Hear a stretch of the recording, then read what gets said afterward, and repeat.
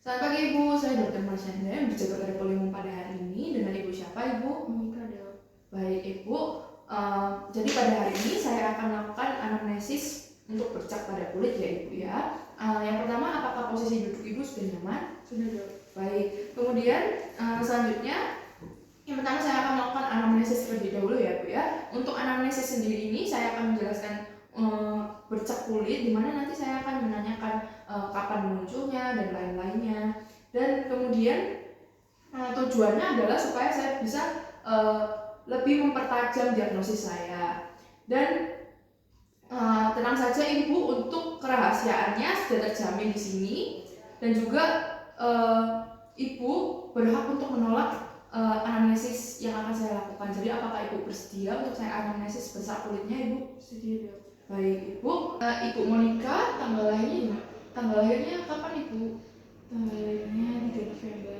Baik. Kemudian untuk alamatnya Ibu tinggal di mana Ibu? Di sekitaran sini dok. Oh iya. Pekerjaannya sebagai apa Ibu?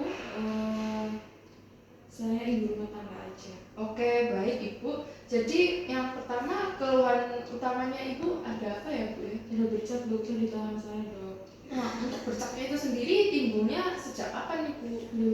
Beberapa tahun yang lalu. Oke, bercaknya timbul di mana saja Ibu? Di daerah tangan. Apakah di daerah tangan saja atau ada di daerah lain? Aja. Di daerah tangan saja. Kemudian apakah hilang timbul Ibu untuk bercaknya ini sendiri? Menetap ya berarti. Kemudian untuk bercak putihnya ini sendiri apakah disertai dengan seperti rasa gatal atau tidak terasa Ibu? Nggak ada rasanya apa dok. Oh oke. Kemudian apakah ada riwayat gigitan serangga atau ada riwayat trauma di daerah luka itu? Tidak ada. Baik, kemudian apakah disertai dengan gejala lain seperti demam? Enggak sih dok. Kemudian bercak kulitnya apakah disertai dengan kram atau nyeri? Enggak ada. Oh, ya. Kemudian apakah sebelumnya pernah mengalami hal serupa seperti ini? Tidak pernah. Kemudian apakah di keluarga apakah ada yang mengalami hal serupa? Enggak juga dok. Untuk tetangga-tetangganya Ibu atau mungkin orang-orang di sekitarnya apakah ada yang? Ada tetangga saya dok. Oh, tetangganya. Tetangganya sejak kapan Ibu? Udah lama sih dok. Udah 9 tahun. Dekat banget sama beliau. Oh, dekat dengan beliau dan sudah 9 tahun mengalami ya. Kemudian Ibu juga ada riwayat kontaknya dengan orang tersebut ya Ibu ya. Sejak kapan terakhir kali kontak dengan orang tersebut? Ya barusan tadi kontak. Oh, setiap hari, baik. Kemudian untuk pengobatannya sendiri, apakah Ibu sudah pernah mengobati gejala bercak ini Ibu? Belum pernah, baik.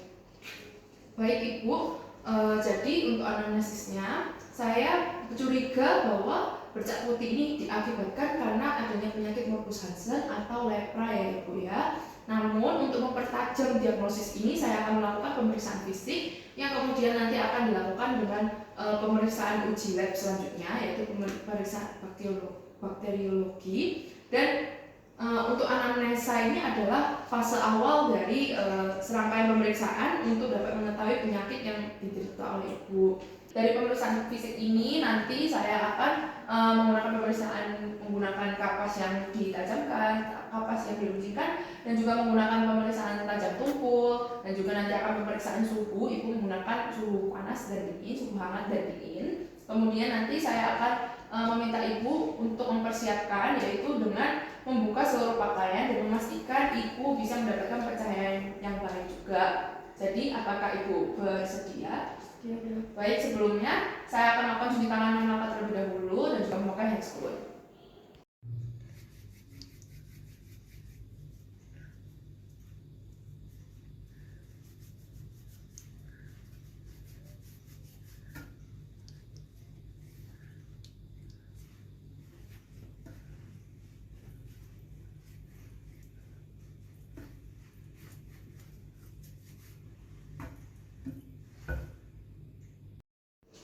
Baik Ibu, untuk yang pertama, jadi saya sudah selesai cuci tangan 6 langkah dan juga sudah memakai handscoon ya Ibu ya. Jadi untuk yang pertama, saya akan mengecek untuk tanda-tanda vital Ibu terlebih dahulu. Dan berdasarkan data yang didapatkan, Ibu ini keadaan umumnya dalam batas normal ya Ibu. Kemudian untuk status gizinya juga dalam batas normal. kemudian tekanan darah, denyut nadi, pernapasan dan suhu juga semuanya dalam batas normal. Kemudian untuk pemeriksaan fisik mulai dari kepala hingga ekstremitas paling bawah itu didapati dalam batas normal, namun pada ekstremitas itu didapati adanya bercak putih ini. Dan kemudian hanya itu tidak ada gejala lain seperti pembesaran hati, edema kaki, dan juga luka pada kaki. Jadi yang pertama saya akan memeriksa bercak kulit tersebut. Jadi permisi Ibu, boleh saya melihat? Baik, untuk bercaknya berada di daerah tangan ya Ibu ya. Kemudian saya akan memperhatikan jenis efloresensinya, di mana di sini didapati hipopigmentasi ya Ibu ya. Kemudian selain itu saya akan bila seluruh permukaan lesnya rata, saya akan memperhatikan permukaan kulitnya kering atau basah atau ada tidaknya rambut halus. Jadi di sini permukaannya masih kering ya Ibu ya. Kemudian selanjutnya saya akan melanjutkan dengan uji sensitivitas, di mana di sini saya akan yang pertama saya akan menggunakan ujung kapas yang diruncingkan. Jadi di sini saya sudah memiliki kapas Ibu. Jadi metodenya saya akan menyentuh kapas ini ke kulit yang ada bercaknya. Kemudian ujung kapasnya ini akan diruncingkan dan sedikit dibengkokkan. Kemudian saya akan membiarkan mata Ibu untuk tetap terbuka juga. Kemudian selanjutnya nanti saya akan meminta Ibu untuk melihat ke arah lain dan melakukan sentuhan kapas secara di daerah normal, kemudian di daerah bercak secara berganti-ganti, dan saya nantinya akan menanyakan apakah Ibu merasakan sentuhan tersebut. Kemudian selanjutnya saya akan meminta Ibu untuk menunjukkan bagian tubuh yang disentuh. Contoh, kemudian saya akan mencatat sesuai atau tidak bagian yang disentuh. Nah, nanti untuk penyentuhannya itu saya meminta Ibu untuk tidak sambil melihat ya Ibu ya. Baik, saya akan memulai. Ibu bisa yang pertama bisa melihat dulu ya Ibu ya. Baik, lesinya ada di sini. Apakah terasa? Ini kulit normalnya, apakah terasa? Terasa Dok. Di sini. Baik, Ibu silakan tutup mata lagi Ibu. Ini apakah terasa? Terasa Dok. Di sini terasa? Terasa. Di sini apakah terasa? Enggak. Baik. Kemudian saya meminta Ibu untuk menunjuk di mana arah saya menyentuhkan kapas ini ya Ibu ya. Ibu silakan menutup mata kembali. Di mana Ibu? Di mana Ibu? Di sini Dok. Oke, baik. Baik, untuk pemeriksaan ujung kapas sudah selesai Ibu. Jadi yang selanjutnya saya akan melakukan pemeriksaan tusukan ringan dan tusukan dengan ujung jarum. Di mana di sini atau pemeriksaan menggunakan tajam tumpul, di mana saya menggunakan cotton bud dan juga menggunakan jarum. Kami tenang saja Ibu, untuk pemeriksaan tajam ini tidak akan saya tusukkan, saya hanya akan menyentuhkan secara perlahan dan ringan saja ya Ibu ya. Jadi nanti untuk metodenya saya akan menyentuhkan antara tajam atau tumpul ini pada daerah yang ada bercaknya dan daerah kulit yang normal ya Ibu ya. Dan saya minta Ibu untuk sambil menutup mata. Kemudian nanti Ibu berkata, kalau misalnya Ibu merasa yang saya sentuhkan ini adalah tumpul, maka Ibu bisa bilang tumpul. Kalau Ibu merasa tajam, Ibu bisa bilang tajam ya Ibu ya. Baik, saya akan mulai. Ibu silakan tutup mata. Tajam Dok. Enggak terasa Dok. Tumpul. Enggak terasa. Baik, untuk pemeriksaannya sudah selesai, Ibu bisa silakan dibuka. Kemudian saya selanjutnya akan melanjutkan dengan pemeriksaan tabung panas ini, di mana di sini terdapat 2 tabung ya Ibu ya. Yang satu panas, yang kedua dingin. Di mana ini metodenya juga sama seperti pemeriksaan tajam tumpul tadi, di mana nanti saya akan menyentuhkan pada kulit yang normal dan juga yang ada bercaknya. Dan nanti kalau Ibu merasa dingin, Ibu bisa bilang dingin, atau kalau tidak terasa, Ibu bisa bilang tidak terasa. Kemudian kalau Ibu merasa yang disentuhkan adalah hangat, Ibu bisa bilang hangat, atau kalau tidak terasa, bisa dibilang tidak terasa ya Ibu ya. Saya minta sekarang Ibu untuk menutup matanya. Dingin Dok. Enggak terasa. Hangat. Enggak terasa. Baik, untuk pemeriksaannya sudah selesai. Ibu bisa silakan untuk membuka mata kembali. Baik Ibu, untuk pemeriksaan tajam sensibilitasnya, di sini semuanya didapati adanya penurunan sensoris di daerah yang ada bercaknya ya Ibu ya, karena Ibu tidak bisa mengidentifikasi rasa panas dingin, tajam tumpul, dan juga sentuhan dari kapas yang sudah diruncingkan. Jadi selanjutnya saya akan melakukan pemeriksaan pemeriksaan saraf tepi ya Ibu ya, untuk lebih mempertajam lagi diagnosis saya ini. Baik Ibu, setelah melakukan pemeriksaan sensibilitas, maka seperti yang saya bilang tadi dilanjutkan dengan pemeriksaan nervus ya Ibu, pemeriksaan saraf tepi, di mana di sini saya akan memeriksa nervus auricularis magnum, pemeriksaan nervus ulnaris, dan juga kemudian pemeriksaan peroneus communis, dan juga pemeriksaan nervus tibialis posterior. Yang pertama saya akan melakukan nervus auricularis magnum ya Ibu ya. Yang pertama ada di belakang telinga. Jadi yang pertama saya meminta Ibu untuk memalingkan wajahnya ke sebelah kanan, dan saya akan memeriksa di bagian kiri ya Ibu ya. Kemudian saya akan meminta Ibu menoleh ke kanan sambil memandang bahu ya Ibu ya, supaya bisa menoleh dengan maksimal. Kemudian nanti saya akan memperhatikan apakah nampak atau tidaknya pembesaran nervus auricularis magnum ini, dan juga bila sarafnya tidak terlihat maka saya akan melanjutkan dengan perabaan Ibu, yaitu dengan melakukan palpasi. Namun Ibu tetap mempertahankan posisi seperti tadi. Kemudian saya akan menelusuri pada perabaan di daerah sisi leher bagian atas Ibu dari arah craniolateral ke caudomedial. Nah, baik Ibu, saya akan memulai. Ibu silakan untuk menoleh sebelah kanan Ibu, sambil melihat bahu ya Ibu. Baik, Ibu, saya akan memeriksa, saya akan melakukan inspeksi ya Ibu untuk pembesaran nervus auricularis magnumnya. Baik, selanjutnya saya akan melanjutkan dengan palpasi ya Ibu ya.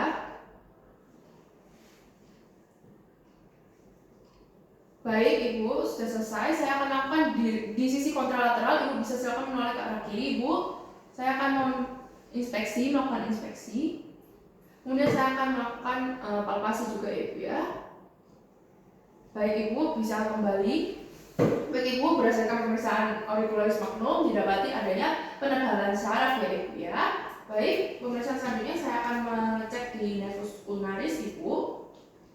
Jadi yang pertama, di sini metodenya saya nanti akan memegang lengan kanan bagian bawah Ibu dengan tangan kanan saya. Kemudian nanti saya akan memposisikan siku Ibu sedikit ditekuk sehingga lengan Ibu bisa rileks. Kemudian nanti jari telunjuk dan jari tengah kanan tangan kiri saya akan mencari sambil meraba nervus ulnaris di dalam sulcus nervi ulnaris atau lekukan yang ada di antara tonjolan tulak siku dan tonjolan kecil di bagian medial atau epicondylus medialis. Kemudian nanti saya akan merasakan adanya pembesaran saraf atau tidak. Kemudian saya juga akan memperhatikan mimik Ibu, apakah ada rasanya apakah adanya nyeri tekan.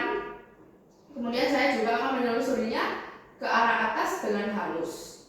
Baik Ibu, saya akan memulai. Jadi yang pertama, saya akan memegang tangan kanan Ibu dengan tangan kanan saya ya Ibu ya. Kemudian saya minta Ibu untuk tangannya untuk rileks. Baik Ibu, kemudian selanjutnya menggunakan jari telunjuk dan jari tengah, saya akan menggunakan jari telunjuk dan jari tengah dari tangan kiri saya akan mencari dan meraba nervus ulnaris di dalam sulcus nervi ulnaris. Baik, di sini sudah ditemukan ya Ibu ya. Kemudian saya akan menelusuri untuk nervusnya. Apakah ada nyeri tekan Ibu? Enggak ada dok. Baik. Selanjutnya saya akan melakukan pada sisi yang kontralateral Ibu, permisi ya Ibu. Saya akan menelusuri. Baik, apakah ada nyeri tekan Ibu?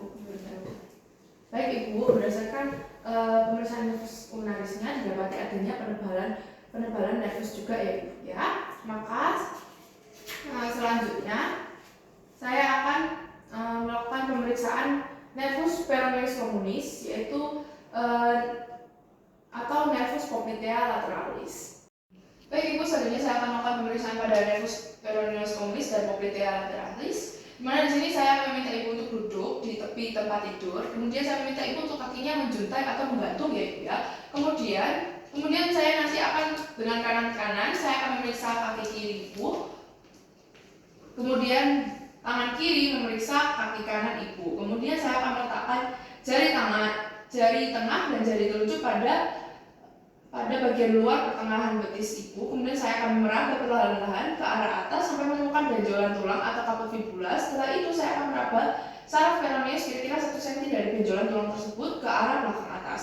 Kemudian nantinya saya akan menggulirkan saraf tersebut dengan tekanan ringan ke kiri dan kanan secara bergantian, yang nantinya saya akan merasakan apakah ada tidaknya pembesaran dan juga memperhatikan mimik ibu. Oke ibu, saya akan mulai. Permisi ya ibu ya. Yang pertama saya akan memastikan jari tengah dan jari telunjuk pada bagian pertengahan betis ibu. Permisi ya ibu. Kemudian ke arah atas. Perlahan-lahan saya meraba ke arah atas sampai menemukan benjolan tulang fibula. Baik ibu, untuk kaput fibulanya terdapat di sini ya ibu ya. Kemudian selanjutnya saya akan raba ke arah atas sampai kira-kira 1 cm dari benjolan tersebut ke arah belakang atas. Kemudian saya akan menggulirkan saraf tersebut ke kiri kanan ya ibu ya. Baik, jadi apakah dirasakan dari tekan ibu? Baik, kemudian selanjutnya saya akan meminta ibu untuk masih duduk dengan kaki menjuta ya ibu ya. Saya akan melakukan pemeriksaan levis tibialis posterior di bagian belakang bawah mata kaki sebelah dalam ya ibu, di daerah sini. Kemudian nanti saya akan merasakan ada tidaknya pembesaran dan juga sambil memperhatikan mimik ibu juga. Permisi ya ibu, saya akan melakukan pemeriksaan tibialis posterior.